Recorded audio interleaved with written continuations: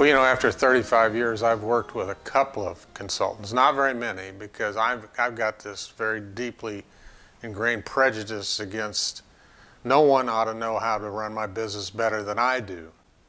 So I shied away from hiring anybody to help me. But I got to the point where I didn't think, I reached the end of my rope in terms of being able to motivate and encourage people to get on board with what I believed. And so I felt like I needed some outside help. I needed someone to take a fresh perspective. I needed someone who could come in and fire the troops up. And I feel like Joe really came in and fired the troops up. And I was just amazed at the comments I heard afterwards and what happened in the very first meeting in terms of really changing the direction of the company.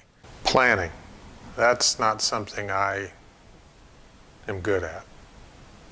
Don't think it's important. But as Joe talked to us, it became clear to me that we needed some plans because there are people working for me that need a plan so they can measure themselves against the plan.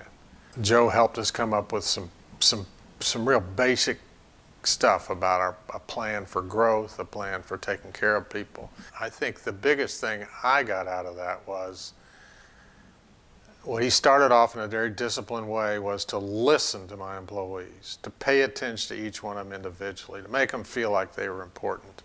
You know, I assume that people think that I think they're important, but they don't. You have to tell them that they're important. You have to make eye contact with them. You have to listen to them. And I try that, but Joe brought that to a new level, a new dimension of that's what's the most important thing to do. That's when you think about it, that's what we're all craving, is someone to listen to us, somebody to say we're important. And Joe did that and set a good stage for us to continue to do that as a company.